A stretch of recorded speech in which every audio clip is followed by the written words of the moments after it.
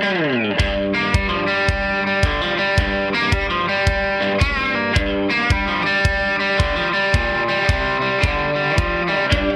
and welcome to the Goal Podcast, news and commentary from Gun Owners Action League, your leading voice for the Massachusetts gun owner.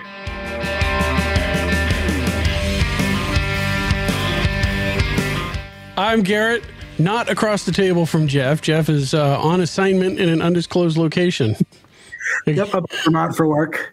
Struggling with the allergies that are cropping up already. Oh, fun. What a good time. So weather's changing, getting warm. What's going on? Well, spring turkey season's coming up. That starts this upcoming weekend. Oh, that's right. Yep. So it starts with a youth hunt.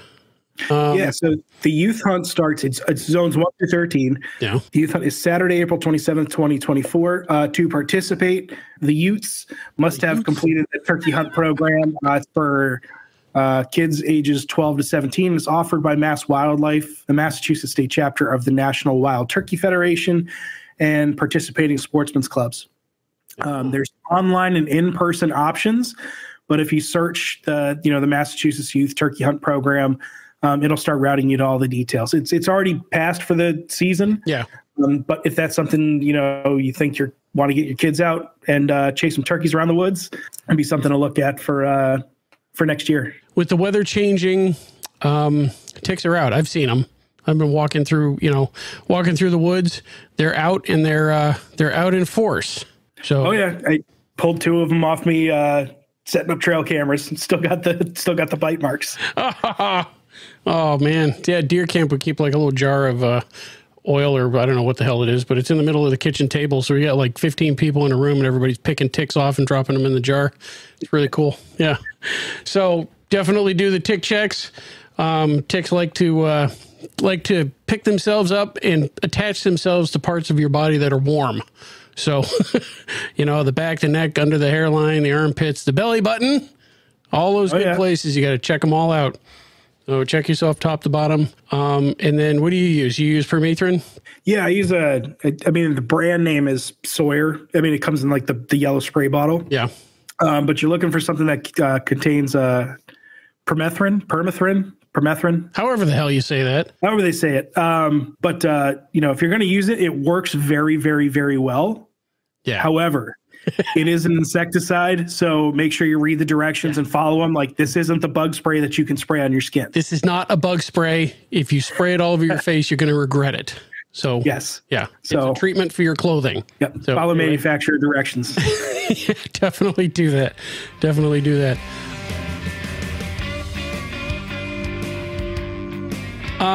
So breaking news. This happened just today as we record this. Supreme Court has granted cert in the case of Garland v. VanDerStok.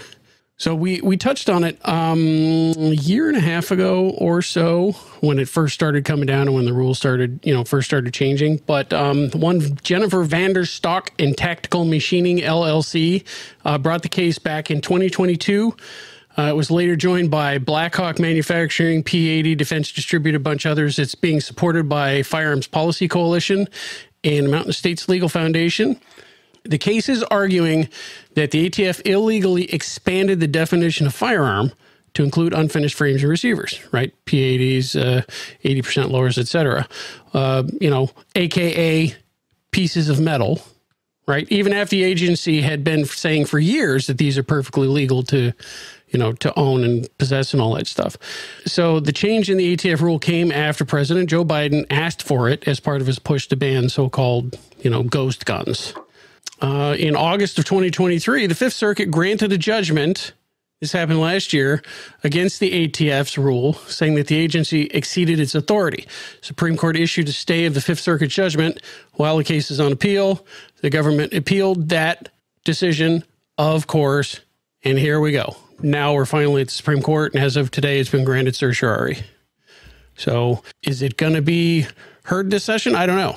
I don't know if it would be heard this session, but this reminds me an awful lot of the bump stock case. Cargill. Yeah. Yes, exactly. Yeah. We talked about that before, where we thought the heart of the issue was the issue of redefining things into law and effectively changing the law. And if redefining stuff is within the purview of executive branch agency. So it'll be interesting to see how Cargill gets decided versus how this gets decided and what the arguments are going to be. Well, because it always comes down to they're essentially trying to punish, well, the ATF is, they're trying to punish what they believe is the intent of the person. Yeah. And that's a subjective thing. That's them saying, we think that you might be doing this, so therefore we're going to preemptively criminalize you. Yeah, so it's government thought crime. We've got another one on that later on. But yeah, so it's important to remember that this case in particular is, while it's 2A related, just like Cargill is, it's not actually a 2A case. It's an administrative state case, right? It's closer to, the whole Chevron deference and all that stuff, where agencies are using their unilateral power to just rewrite definitions and make things illegal that weren't illegal before. So definitely keep an eye on this. It could come down, in our favor. Hopefully it will. No tea leaves. I hope it will. I don't know if I expect like a broad pro 2A ruling off of this. I expect that if we get something on our side, it's probably going to be pretty narrow. But well, I would like to see him take a swipe at Chevron deference and really knock it down a peg. That would be great. So would I. Keep an eye on it. We'll see.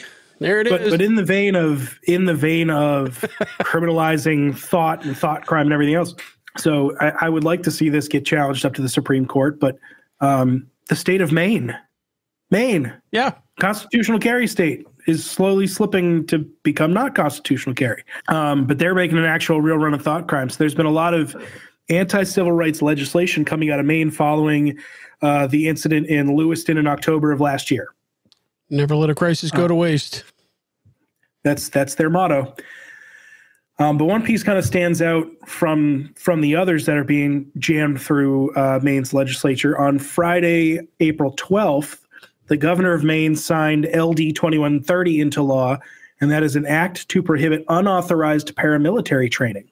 Unauthorized paramilitary training. So this was introduced by Representative Lori Osher out of Orono.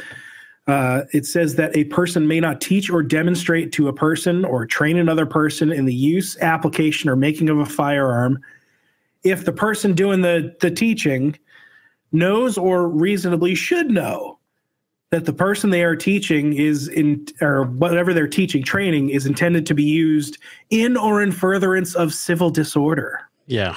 There are so many problems with that statement. Oh, and it goes further. It says a person may not assemble with one or more persons for the purpose of practicing or being trained or instructed in the use of a firearm. Again, if the person doing the teaching should, and I'm putting air quotes around this, should reasonably know that the student has an intention in furtherance of, again, what they call civil disorder. And they defined civil disorder as any public disturbance involving an act of violence by two or more persons that causes, danger of injury or damage of property of another person, et cetera, et cetera. They can define that part of it with no problem, right? But the other part of it, the real problematic part of it, is how is an instructor supposed to know what the hell people's intent is? So anyway. So violation of this, then the original bill was supposed to be a Class C crime, which was a felony. I guess somewhere in the negotiation, it got knocked down to a Class D crime. So for the state of Maine, they have classes. They don't phrase it as felony and misdemeanor that way. Okay. So they have classes A, B, C, D, and E. So a Class D is essentially like the worst level of misdemeanor before jumping into felony territory. So like A, B, and C are felonies, D and E are misdemeanors, but the higher the letter in the alphabet, the worse it is. To put it into perspective of what a Class D offense in Maine is: violent domestic assault, drunk driving offenses, but this carries a maximum penalty of up to 364 days in jail and a fine of up to $2,000. 364 days. That's intentional, right? Yeah, that's intentional. So, of course, there are a ton of exemptions. So, basically, if law enforcement does it, it's totally fine. Of course. If the government does it, it's totally fine. Of course. They tried to throw in a bunch of language and carve outs as far as like, well, if you're intending to teach safety, then they're kind of saying that might be fine. And I think a lot of this came out when it was in conference too, when they were, the original bill language was a lot more harsh about it. And then they were like, wait a minute, you You can't. Yeah, original language is like if you teach a safety class and someone down Yeah, right.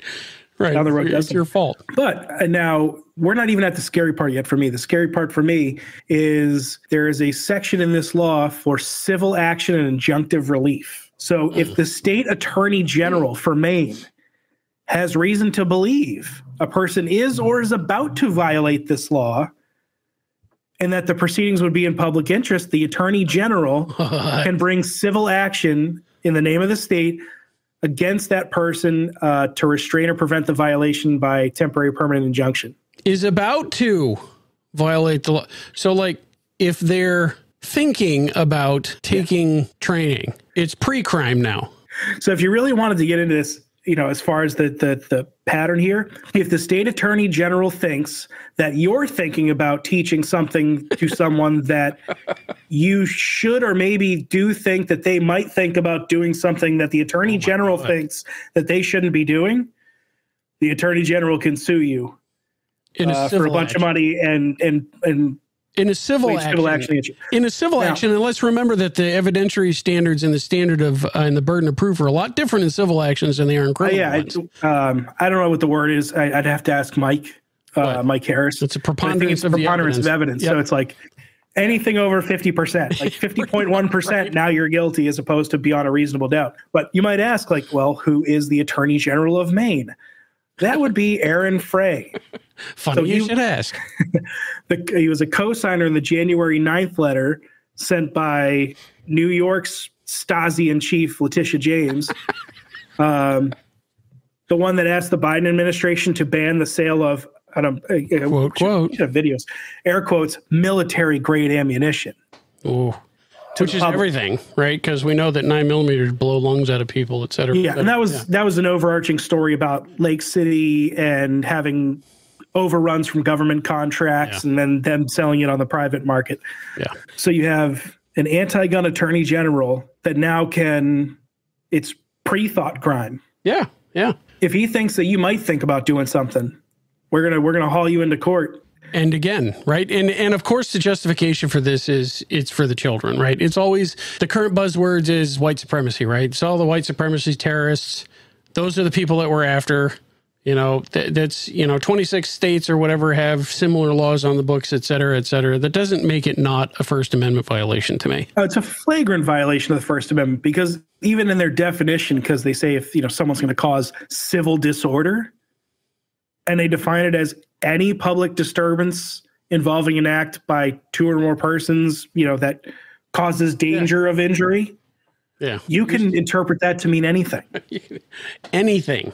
Maine has, I don't know. I think this absolutely has to be, this could not survive scrutiny at all. Well, I don't know. Other states have laws like this, and so far as I know, they haven't been challenged at the federal level. But certainly looks to me like this is Maine's attempt to retroactively shun any responsibility for the Lewiston, Maine shooting after that commissioner got put together by Governor Mills and Attorney General Frey, because it didn't make them look good at all. No, of course not. The guy should have, under their vaunted flag laws, the guy should have been, the shooter was hospitalized in a psych unit for weeks. It was like, no. And then he was barred by the Army from handling any firearms while on duty. They declared him unemployable or undeployable.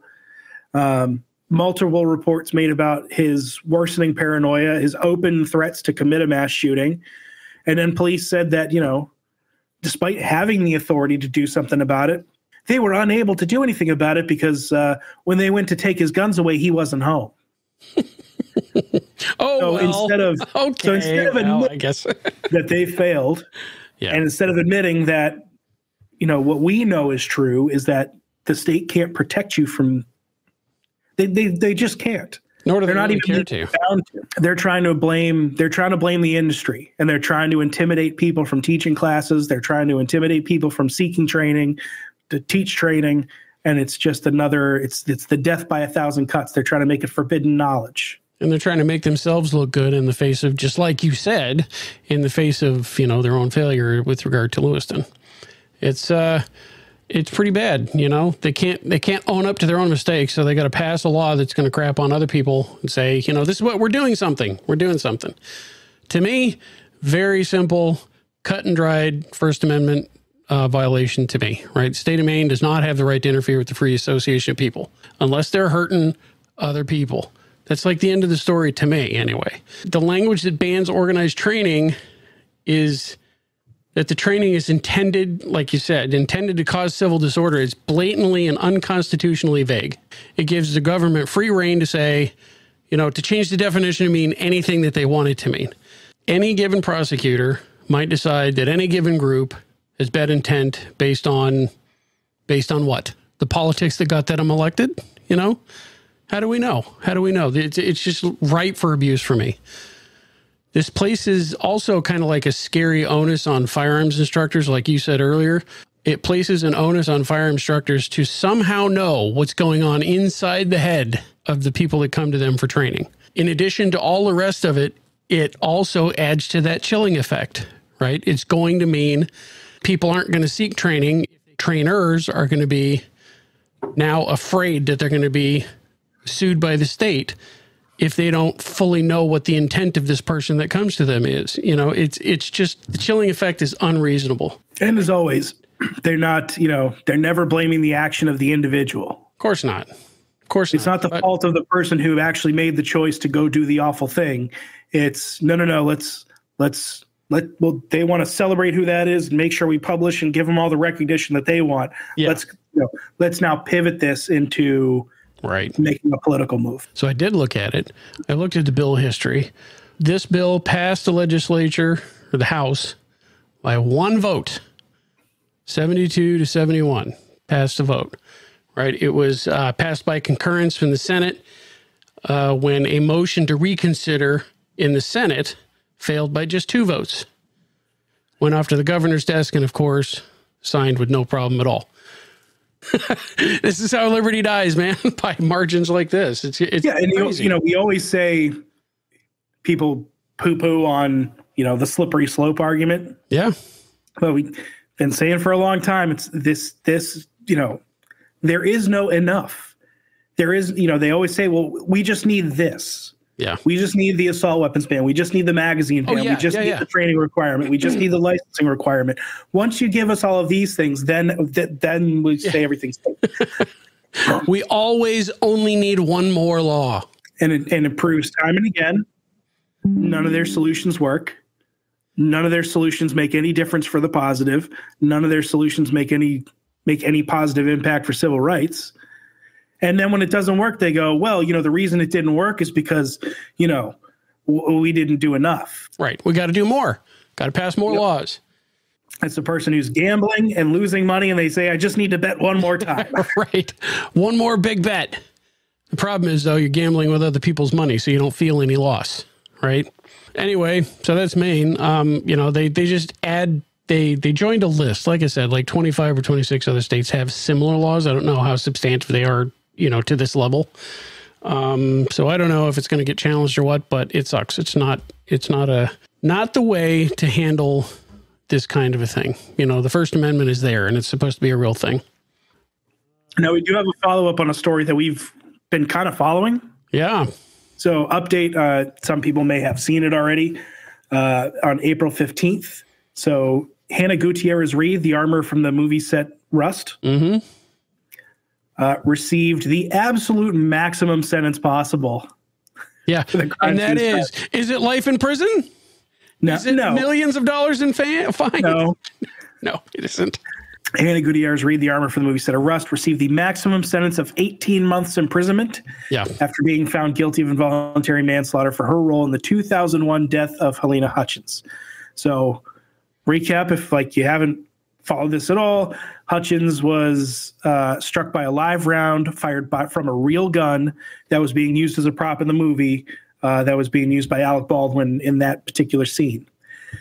The story has been that Gutierrez-Reed had declared the gun cold, and in those industry terms, it meant it was, safe to operate on the movie set, from my understanding. But she declared it cold after failing to ensure that the rounds being used in the scene and on set were, in fact, inert dummy rounds. Ouchie. So there were cartridges, and they knew there were cartridges. They didn't. Yes. They assumed that they were dummies. They assumed they were dummies. But Reed read a brief statement just prior to her sentencing claiming she said she was young and naive when she took the job, and she took it as seriously as she knew how, and she was saddened by the way that she felt the media portrayed her as a monster. Oh, she's a victim. And sensationalized their tragedy. What? Yeah. And that she just did her best to handle things despite not having proper time, resources, or staffing when things got tough. Not my fault. Not my fault. Yeah, and so she asked the judge. She asked the judge to give her just probation with Reed saying, please just give me probation, with the promise that she would welcome any classes the judge deemed it necessary for her to attend. Yeah. And that the jury found her guilty in part for that awful tragedy. But then she reiterated that it doesn't make her a monster, it makes her human. Well, if you watch the judge's response, her statement did not go well. I watched it live, and the judge was like, yeah, no, because we have the conversations from when you were in your jail cell. Yeah. We have the pictures of you on Instagram doing the guns akimbo thing. And, the judge said that she wasn't sure what she was going to do until she reviewed Miss Gutierrez-Reed's jail calls. Yep. And I feel like this should be common knowledge, but if you're ever in a correctional institution, you're being recorded. You're on camera somewhere. All your phone calls are being recorded. Don't say criminal stuff. Yeah, right. There you go. Should be pretty straightforward. But according to the prosecution, who reviewed all these calls as well, hundreds of phone calls. Continued to refuse any responsibility. She put the blame on the witnesses who testified against her, the prosecution, the jurors, the paramedics that were on scene that day. And they said... everybody but herself. I couldn't find a recording of it, but they said the content and her tone demonstrates that she should not receive any type of reduced sentence. Yeah. And then they added on that they wanted to designate her as a serious violent offender. So going through, according to court documents obtained by your favorite podcast. Reclaiming original research here. So the prosecution was saying that, above and beyond her lack of remorse and taking responsibility, she committed a whole litany of other crimes. Everything from possession and use of alcohol, marijuana, and cocaine while on set, while handling firearms. She's currently got a felony charge pending relating to her sneaking a firearm into a bar, which is against Mexico law. Like, snuck a gun into a bar and then was posting stuff online, like on social media. Like, look what I managed to get in. Yeah, ouch. You always got to love the criminal that films themselves breaking the law. On the phone calls, she expressed a willingness to violate future court orders. Yeah. She referred to the jurors as, I'll be PC on this, the R word, idiots and a-holes, specifically how it only took them 2 hours and how everyone lied, and that she didn't need to be shaking the dummies all the time. And that, when they say it's a jury of your peers, they mean effing R words. Wow. But she was talking about, being a convicted felon and being, a prohibited person.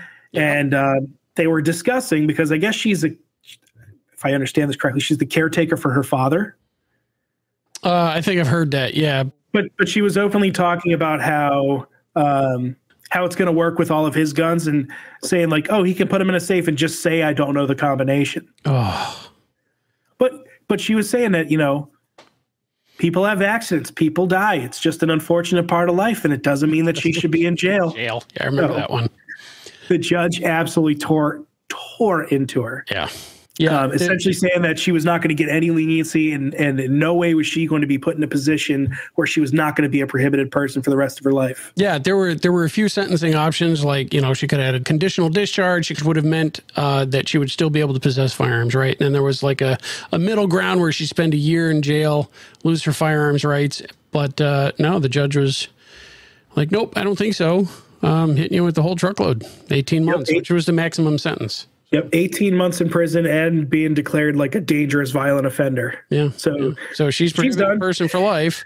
She's going to have to find a new line of work. Being a movie set armorer with prohibited person status is going to be a little tough.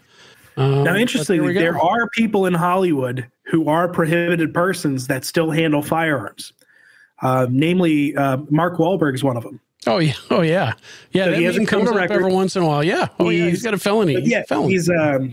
Yeah, he had some legal issues as a younger guy. Yeah, tokens of a misspent youth. Is a prohibited person. However, there is a way they get around him handling firearms in movies. There's some, I don't want to say loophole because I hate the way that word gets used against the firearms world. Yeah, but there's some manner in which they go around.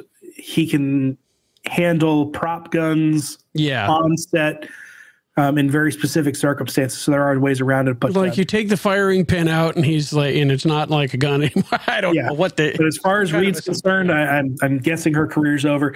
Now it'll be interesting to see what happens with Baldwin's trial that's scheduled for this summer. Yep. And how this decision impacts that.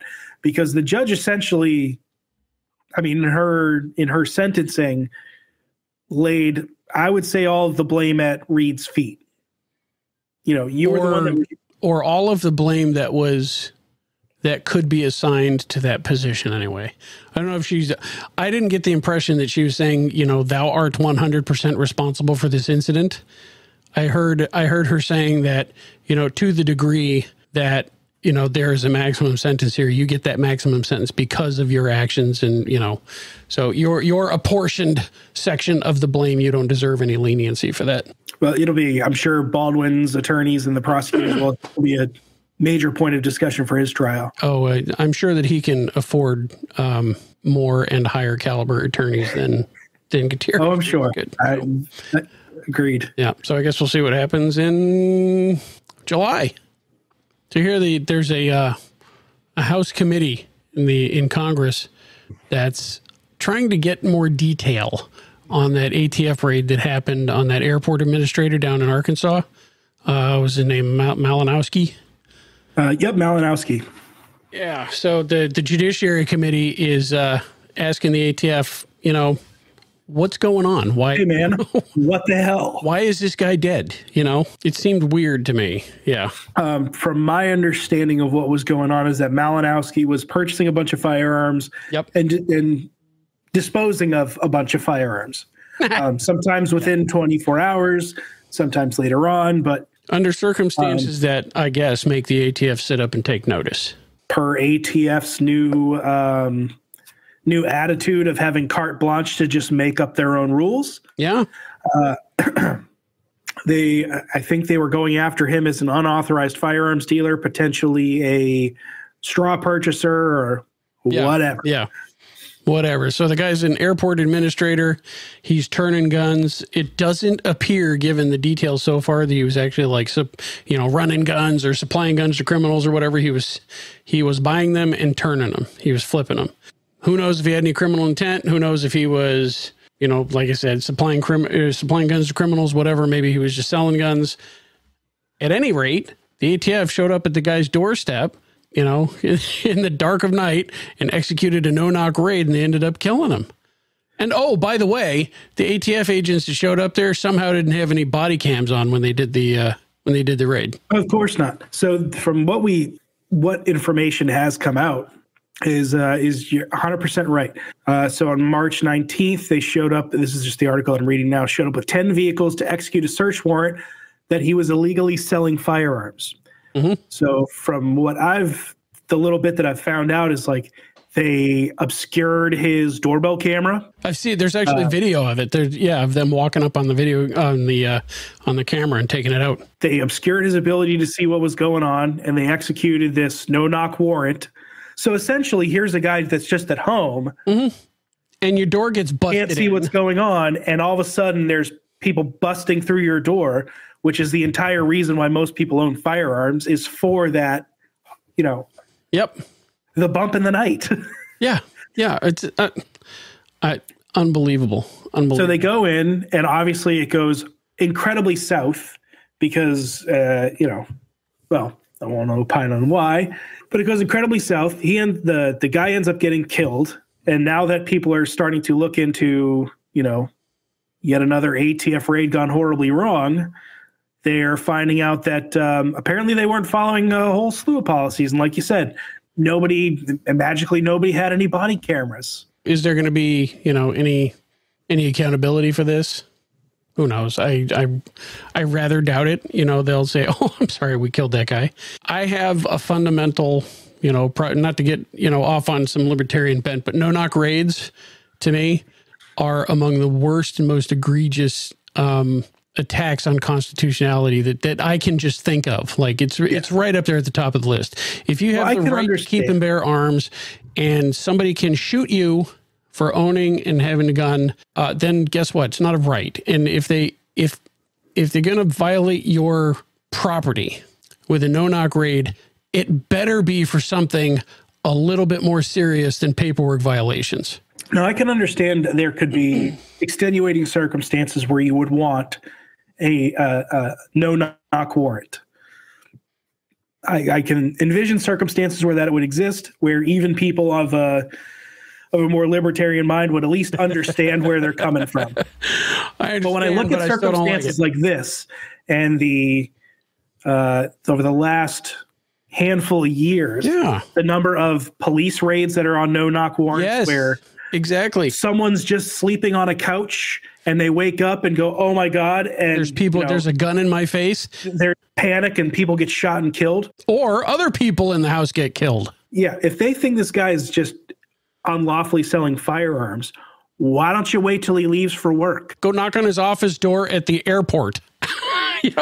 Like, did you have to kick in his door in the middle of the night, knowing that this is where my suspicion comes in. You kick in a dude's door in the middle of the night, having not knocked, having not announced yourself, having obscured their ability to see that this is not, foe. Yeah. This is not, presumably someone coming in to do evil. So what reaction are you expecting? The guy's going to lay there and go, "Oh, okay, you got me." No, he thinks that thugs are busting into his house. I would expect that if I broke into a gun owner's home in the middle of the night, they would presume I'm there not for them, not for their safety. Like, yeah, right. That's kind of how that works. So why would you not arrest him at work? Why would you not wait till he's out of the house? Do a little surveillance, do a little old school police work, you mean? But what happened to all of that stuff? No, they go straight for the no-knock warrants, where they just go bust in on a house, just straight to hardcore, hard-charging violence against someone that they go, "Hey, you're not. We think you should be paying more taxes on this, or we think you should be doing a little more paperwork, we think you're in the business of selling guns." Yeah. Well, you don't have the FFL that we think you should have. So they send a whole team of dudes down, fully kitted out, to kick in his door in the middle of the night, and he responds the way any reasonable homeowner would to a home invasion in the middle of the night.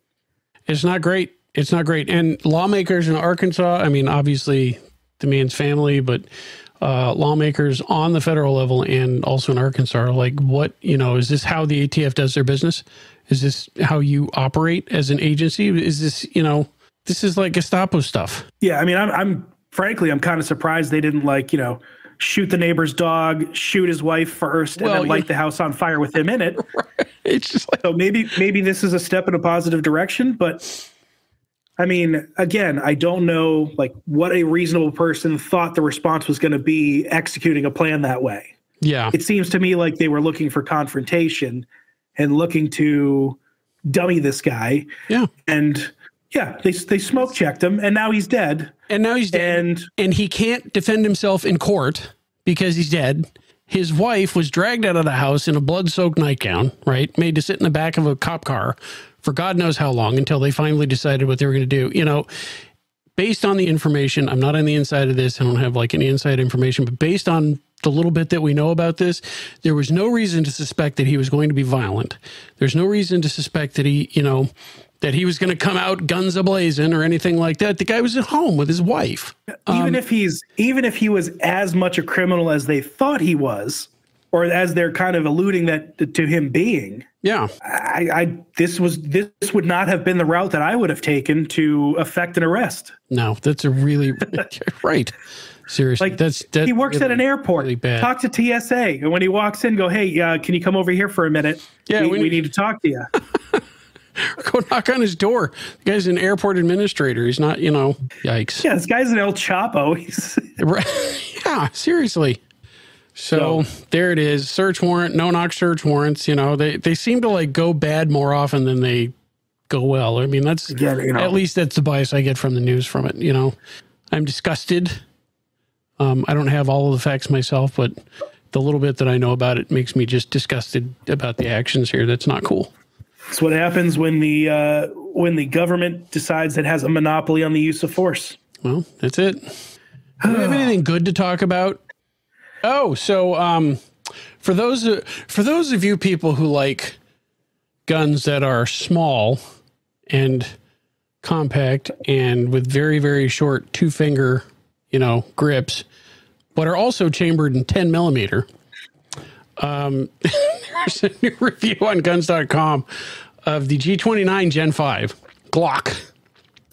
I actually saw this the other day. So personally, I mean, you know me, I get freaking dinner plate hands. I could never use a gun that I can only get 2 fingers on. I gotta have somewhere to put my pinky.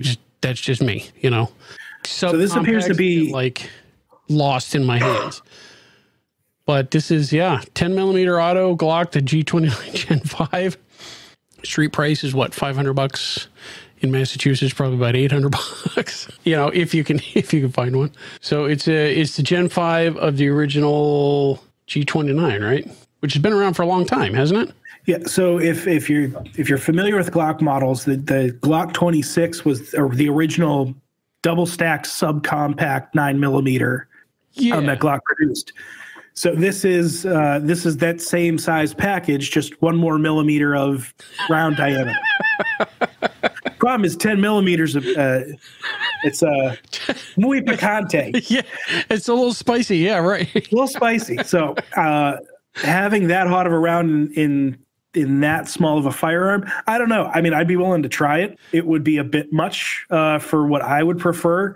And then when you get into the short barrels, I think I'd have to look at the ammunition and see if it was designed for that short of a barrel. Sometimes you lose a lot. Oh yeah, going down that much. Yeah, sure. Yeah, it's Gen 5, so it doesn't have the finger grooves, which I actually kind of like the finger grooves myself. But Gen 5, if they fit your hand, they're great. Yeah, if they don't fit your hand, they're just in the way. Yeah, I get it. But it has like the forward slide serrations and all that good stuff. I mean, it's your standard Gen 5 Glock, but tiny and with a pretty spicy round. Yeah. Now I'm wondering, because I see a lot more 10 millimeter now than I do see some other alternative cartridges. And when I say alternative, I mean alternative to 9. Yeah. So I'm wondering if there's some movement towards 10 millimeter as perhaps a new preferred cartridge. If you were going to step up from 9. Oof. Yeah, I don't know. That's pretty 1 spicy. centimeter round. Call it a centimeter. But it's essentially. I mean, when they came out with 40 Smith & Wesson, they just shortened a 10 millimeter cartridge. So I've shot 10 millimeter next to 45, and it's maybe a little bit snappier, I guess, depending on the gun that you're shooting it through. But I've heard a lot of great things about 10 millimeter. Some people swear by it, even for if you're up in Alaska and you need a pistol for bears that come through. Bar. I'd like to have something a little better than 10 minutes. I mean, I guess could do the job, but you always want, if you're in that situation, I'd like the biggest, 700 nitro or something, So the specs, I mean, it's a compact. I don't know if it's really a sub compact, because it is actually a little bit larger than the teeny tiny 9 millimeter subcompacts. The barrel length is 3 3/4 inches. Overall length is just under 7 inches, so 6.85 inches. The height, which is what kills me, it's less than 4.5 inches high. And remember, that's all trigger guard and slide and everything. It doesn't leave a whole lot for grip for people like me who have sausage fingers and big hands. It's just not comfortable for me. But anyway, yeah, it comes with a 10 round mag, but it'll also use the G20 mags, I guess. So in the world of the Massachusetts state legislature, we are still in a holding pattern. We're carefully watching things. Goal has a new kind of sub part of the website called Process Matters, where we're kind of exploring the crummy way that the Massachusetts state legislature handled this whole gun bill and how they're just basically running roughshod over the rights and the way that the legislative process here is supposed to work. So check it out. It's processmatters.org. We're still waiting to hear what the outcome of the conference committee is going to be. They still have a couple of months to do whatever it is the hell that they're going to do. But we know that a few weeks back, and we probably talked about it last time, but the few weeks back they had like 1 day of open hearing so that they could all make their, dog and pony statements in front of the cameras. And then they decided to go silent, go behind closed doors, which is typical for, weaselly lawmakers. But when they do that, claiming that their safety is at risk, that's like beyond weasel, and that begins to piss me off now, because that's a dig at us. Yeah. Oh, yeah. And they know good and well that we are not the problem. We've never have been the problem. Right. We're never going to be the problem until we are going to be the problem. Like, we have to go behind closed doors because those lawful gun owners that take classes and get licenses, those are we're in danger from those people. But again, we know who's on the committee. Yeah. and we're gonna see the end result. Right. So yeah, that's the worst argument I've ever heard. So what are they really afraid of? They're afraid that we're going to see how the sausage is made, number one. And number two, they're afraid that we're going to hear something that would instigate a legal action that we'd be able to shoot this whole ball of garbage down. That's what they're really worried about. They're worried that they're going to get caught with their pants down doing something illegal or untoward or, unsavory, etc., and that they're going to get called on it. That's what they're really afraid of. Oh, they are. Looking at that cast of characters they put in that room, I feel bad for Joe McKenna, because to have to sit and listen to that, to have to sit and listen to people congratulate themselves for the nefarious way that they've acted, for the disingenuous way they've behaved. Lies, for probably the illegal, for all the laws they've broken. Yeah, their own processes. It's disgusting. Yeah, to sit there and have to listen to a bunch of people congratulate themselves on a job done that way must be frustrating. It's gross. So anyway, we're still in a holding pattern. We know that they have until the end of the session in July to release whatever it is they're going to release. So we're watching, we're waiting. The folks at Goal are keeping tabs on the State House and, talking to the people that we can talk to, et cetera. As soon as we know anything, it'll go right on social media. And of course, we'll handle it here as well. This affects us as much as it affects everybody. We're all in the same boat together. So we want to get the word out as quickly as we can. And we certainly will do that as soon as we hear anything. No news is good news for the moment, I guess. But so that's actually going to do it for today. Thanks for listening in. Be sure to subscribe to the Goal Podcast and check us out on Facebook at facebook.com/Goal Podcast MA, on YouTube at the Goal Podcast, or on Twitter at Goal Update. To join Goal, visit goal.org and click the Join Renew button on the top of the homepage. If you have a topic you think we should cover, if there's something going on in your club or your town, or if you have a question for the mailbag, shoot us an email at goalpodcast@goal.org. The Goal Podcast is a production of Gun Owners Action League of Massachusetts. The views and opinions expressed are those of the hosts and guests and do not necessarily reflect those of Goal, its staff, or affiliates.